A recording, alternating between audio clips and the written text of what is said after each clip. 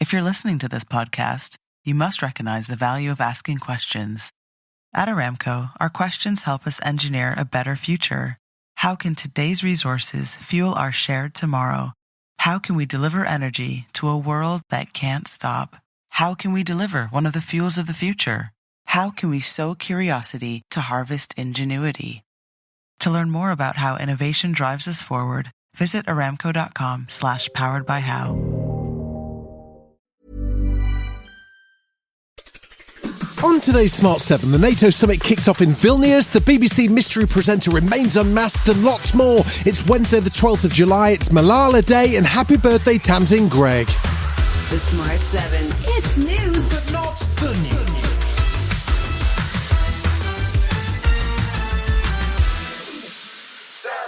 The leaders of 31 countries of NATO gathered in the Lithuanian capital Vilnius on Tuesday for the start of a two-day summit.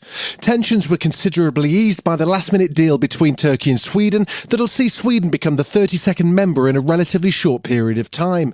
The issue of who could lead NATO has also been bubbling away in the background, and current Secretary-General Jens Stoltenberg has now agreed to stay on for another year. The former Prime Minister of Norway has been a safe pair of hands during a turbulent time for the alliance, and US President Biden's backing Jens all the way. Your leadership really matters. I still think that President Putin thinks the way he succeeds is to break NATO.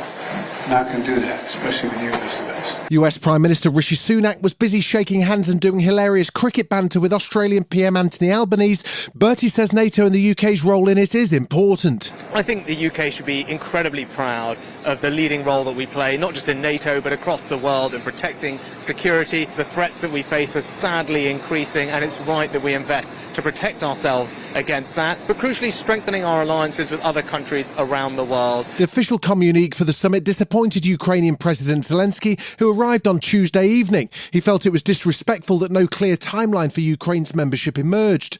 There will, however, be more aid and weapons from NATO allies, and Bulgarian Prime Minister Nikolai Denkov was even supportive of the controversial cluster munitions deal. Politically, it's a sensitive issue because many of the countries have signed this treaty. Well, you know, the United States and Russia have not signed it. So if they use them, it is a normal expectation that the other side could also use them.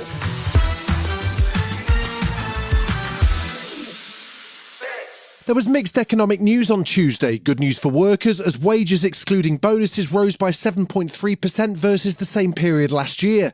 But that's probably bad news for the Bank of England as it's considerably above its 2% inflation target, and that may well mean more interest rate rises are on the way. With Rishi on the record as planning to halve inflation, the pressure's certainly on, but Chancellor Jeremy Hunt is staying calm and warned against those peddling what he called a declinist narrative. As we emerge from our current challenges, the Prime Minister and I have big ambitions for the British economy. We want to be the world's next Silicon Valley and a science superpower. Governor of the Bank of England Andrew Bailey says that inflation is not just a UK problem, that many European countries are facing the same battle. He's confident the external shocks like the pandemic and Russia's war in the Ukraine will ease and inflation can be reeled in. Currently at 8.7% in the latest data, consumer price inflation is unacceptably high, and it is our job, and we will do it, to bring it down to the 2% target.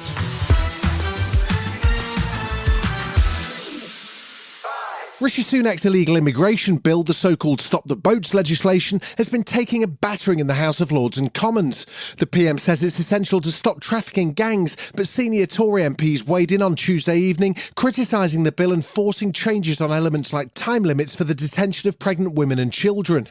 Work and Pension Secretary Mel Stride says the bill's critical for breaking up trafficking gangs and stopping the criminals. What we've got to do is use a number of measures, basically all aimed at breaking the model. Those trafficking gangs who are taking often quite substantial amounts of money from people that are coming over and going across the short Dover Straits. Former PM Theresa May sounded unconvinced and feels the bill goes too far and may well have unintended consequences for those facing modern slavery. This bill ties the hands of the police and it undoes the good work of the Modern Slavery Act. It will consign more people to slavery.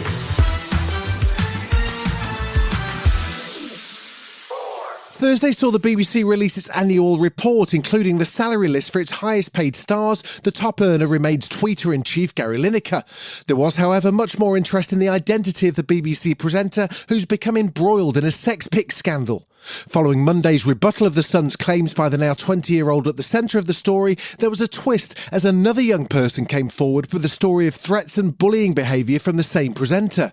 The Met Police have now asked the BBC to stop its internal investigation while they assess the matter, and BBC Director General Tim Davies says for the moment his hands are tied. It is absolutely not the right thing to be doing, to speculate.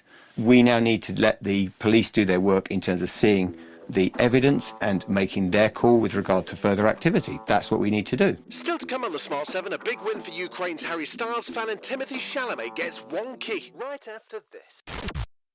Welcome back.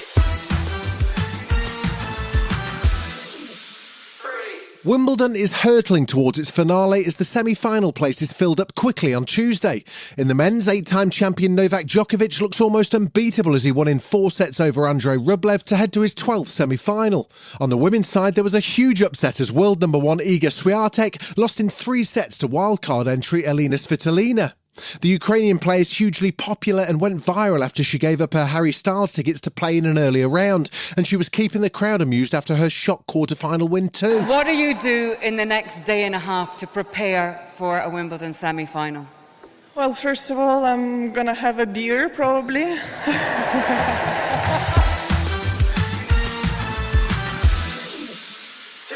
Neil Gaiman's Good Omens is back for a second season on July the 28th. If you've not seen it yet, it's on Amazon Prime, and it teams up Michael Sheen as an angel and David Tennant as a devil, who live out their lives on Earth as representatives respectively of heaven and hell. The demonic/angelic duo popped up on the One Show, and Michael says it could have been quite different. Neil Gaiman, who wrote the book, we sort of both kind of, for some reason, assumed that I would play this one character. And then as he started writing the scripts, I was like, that's not the character. I'm not going to play that. It all came out, and then eventually it made way for the Tennant to emerge.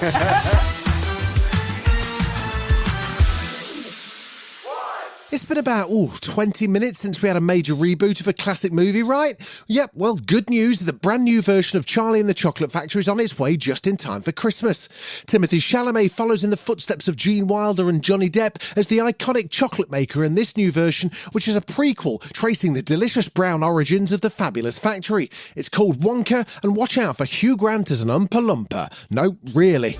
Ladies and gentlemen of the Gallery Gourmet, my name is Willy Wonka. He's good. Too good. You could change her life, Mr. Wonka. Every good thing in this world started with a dream. You've been listening to The Smart 7. We'll be back tomorrow at 7 a.m. Hit that follow button and have a great day. Give us 7 minutes and we'll give you the world. Today, there are more than 750,000 unfilled cybersecurity jobs in the U.S. The Google Cybersecurity Certificate was made to fill that gap.